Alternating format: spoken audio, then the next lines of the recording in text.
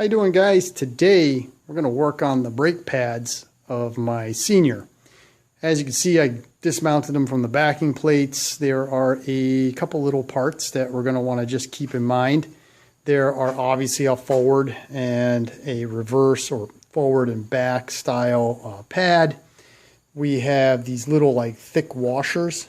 Okay, these are actually the cam points. So there's a triangular actuator that slides up and down when you hit the cam arm, and it rubs up against these washers, which are held in by these pins with a little cotter pin holding everything together. So these things basically, as you can see, this one goes in like that, and then there's a pin that holds it all together.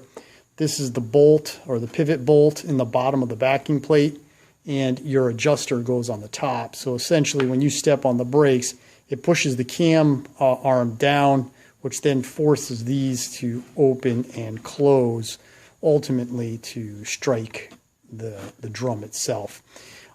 Theoretically, I gotta put new material on because these are all right down to the rivets. Actually, this one basically has absolutely no material, and the rivet is pretty much all gone.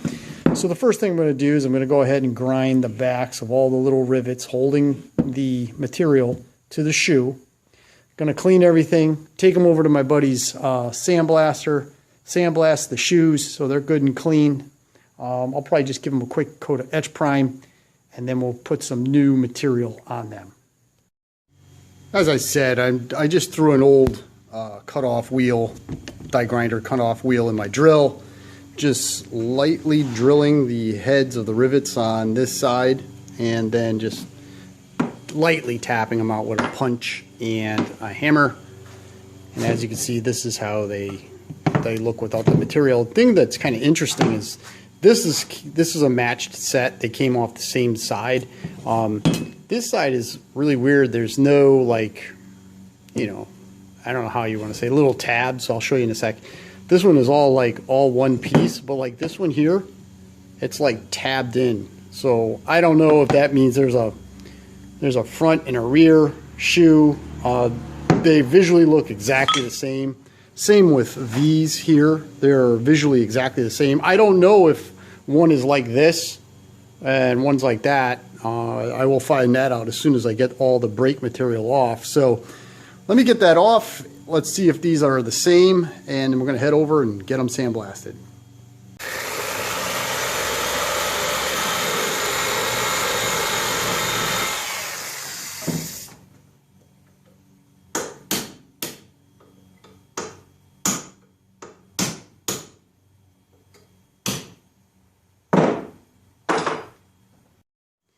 Okay, so with the material off, we can take a look at the shoes. The first set, as I showed you, were solid, and then this one here was kind of like press fit together, kind of interesting. This pair actually happens to be kind of solid. In any case, we're going to run them over. We'll sandblast them, and then we'll get them prepared to put new material on these shoes. Here's the old material, essentially. You can just throw this stuff away. It's no good. The other thing I'm going to do is I'm going to talk to my buddy about how we're going to make one of these, or two of these I should say. And what this is actually the original center cap to the front rim. Now, appearance wise, this thing looks just like an engine freeze plug to me. I measured it. I haven't been able to find a freeze plug in general that will fit, but one thing, if you know these tractors, is these things are press fit in, and they're pretty much flush mount. You can just see the rust line on mine is just a hair in, but a lot of these are flush mount to the fascia of this rim, which is not necessarily a bad thing. It's a good thing. But if you ever have to take this cap off, it's nearly impossible to get the cap off because you can't get in from the backside of the rim, and the main nut that holds the wheel on is behind this cap. So if you have an issue with the tire, you're SOL on this cap. So what I think I'm going to do is we're going to talk to him. I'm thinking about making this out of a piece of aluminum, actually a piece of bar stock aluminum, so that way it'll slide in nice and easy, stay in place, but I'll be able to figure out a way of getting it off if I need to get the tire or the rim on and off the tractor. So That's going to be a little point of discussion. I'll let you know what the outcome of that is. Maybe at the end of this video, most likely in another video. But for now, let's get these shoes over there and sandblast it.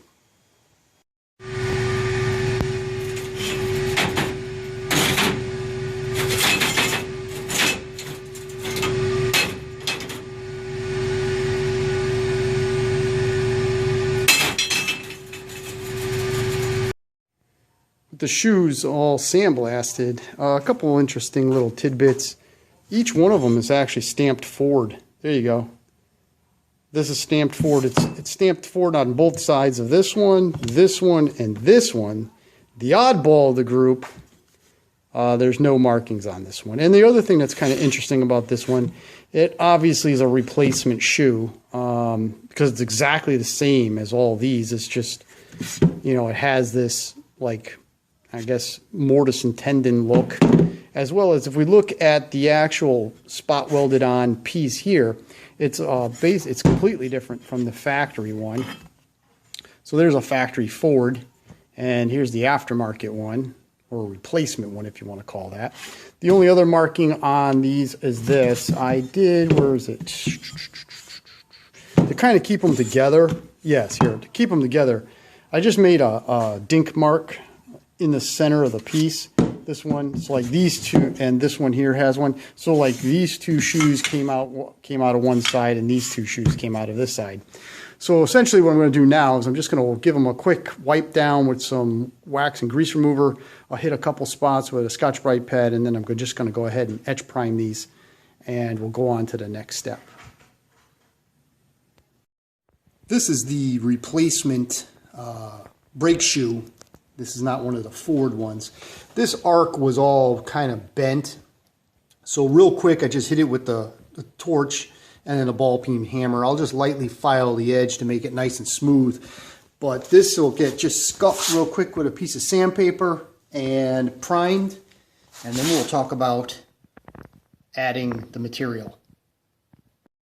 With the brake shoe backings sandblasted and etch primed, the next thing I'm going to do is I'm going to go ahead and reline them. And back in the day when I used to work on Panzer tractors, and those had Plymouth rear ends in them, I would just use some old brake lining that I got off of eBay. I think I paid like, I can't even remember. I think I paid like $10 for this box full.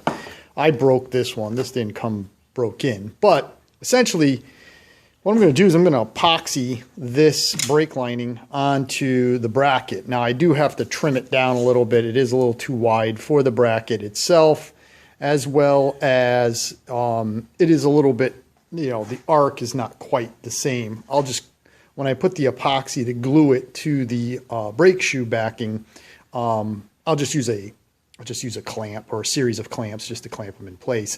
Now, if this was a car, this would be totally inappropriate and you shouldn't do that. But because this is a tractor, it's not going to go that fast. It's not going to get heated up. You can just epoxy these these friction pads into place instead of the original, using the original rivets. As you can see, here's where I ground out the rivets and they're still in the pads, but these things are totally destroyed and need to be replaced.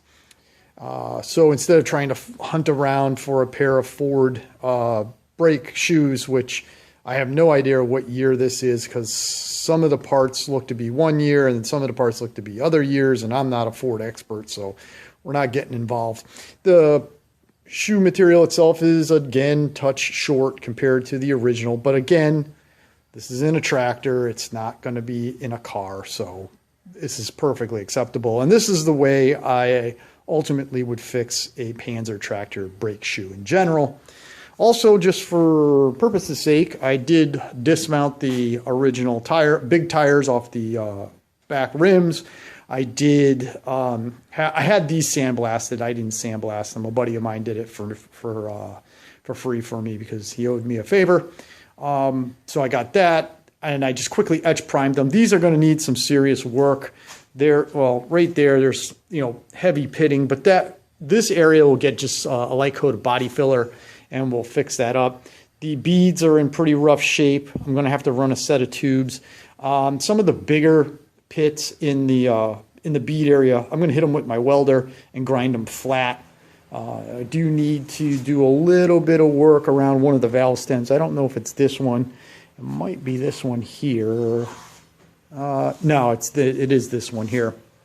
I'm going to do a little bit of welding and then grind that down. So right around the hard points. And then a couple of the spokes need a little bit of attention. Now, the reason for not replacing these rims or the hoops is they're solid. They're just pitted. So I'm going to just reuse them. One thing of interest, if you are into the whole gear thing, let's see if we can get this to focus for you. Essentially, these are Goodyear rims. You can actually see Goodyear right there. And then the part number looks to be 550F-1. So if you're looking for original senior rims or looking to make senior rims and you want your tractor to be 100, again, these are Goodyear. Let's see if I can get this to focus. Sorry. Again, those are Goodyear rims from back in the day. All right, so let me get those liners trimmed down. I'm going to have to use a mask, a respirator, because they're probably filled with asbestos. And we'll get those things glued into place. With all the linings cut to size, I just trimmed them down. I just scored a line using the brake shoe on the back of the lining, and then I started off with my die grinder, but that was making a huge mess. Dust was everywhere, and this stuff is just laden with asbestos, so I don't really want that stuff blown all around. So I ended up going to the hacksaw and the vise and wearing my respirator. I did file the edges down to get them deburred. They fit on the shoes very well. So what I'm going to do is I'm going to go and get some epoxy, and we'll start epoxying these things onto the shoes themselves, and we can call the brake the brake shoes done. Okay, so I just measured out, the distance of the pad, the distance of the shoe. I took that and divided it by 2, so there's a ½ inch of reveal for both sides. So when I finally clamp it all down and glue it into place, the lines will line up, and the pad itself will be centered in the shoe. I just grabbed a whole bunch of clamps. I'm going to just JB weld the entire pad to the shoe. Basically, I'll butter this entire inside real lightly with some JB weld. I'll put the JB weld on the entire surface here, within the lines that I've made, clamp it down, let it cure, and those should be permanently bonded to the shoes themselves.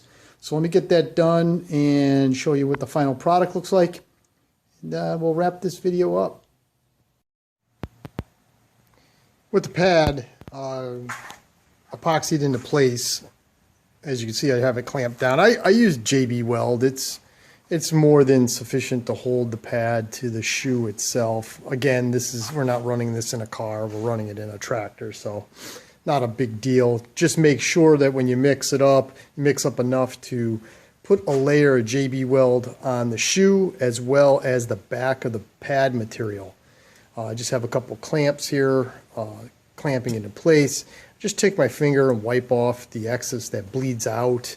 You can use JB weld will clean up pretty good when it's still liquefied with brake cleaner. So just put it on a paper towel, wipe it off, and everything looks pretty good. It's pretty cleanly done. Everything is lined up fairly nice. You do get a little bit of bleed through of the JB weld from where the rivets used to be. So just let that you just wipe it up, make it neat, but let that JB weld kind of lock into the holes.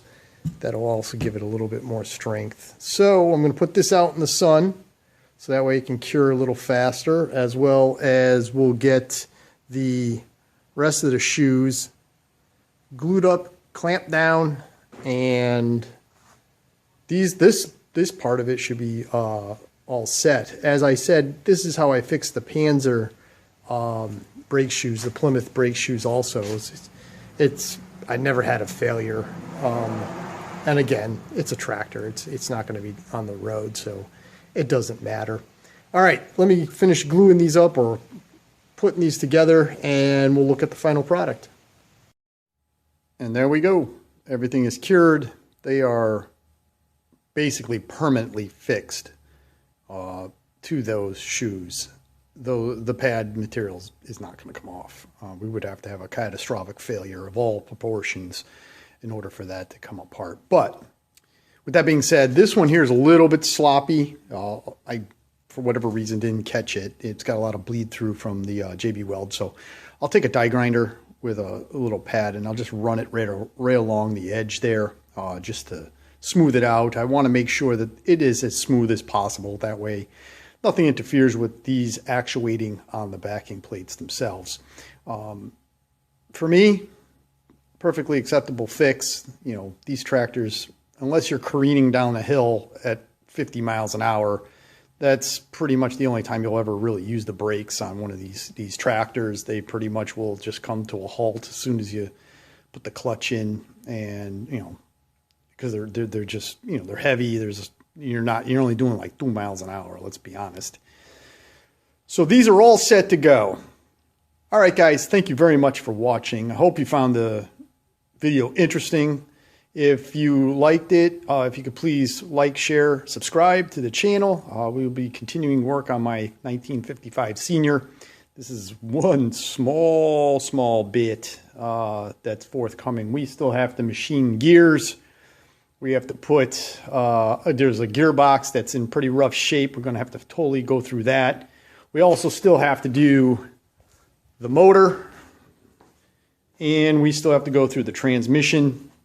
And then we have the, what I call the TIE Fighter rear end to do too. So there's lots of tidbits to do on my Senior. As you can tell, I have things lined up over here in various states of disrepair, but we're going to slowly but surely pick at this thing. All right, guys, thank you very much for watching. As always, thank you for your support. Like, share, and subscribe. And until the next video, have a nice day.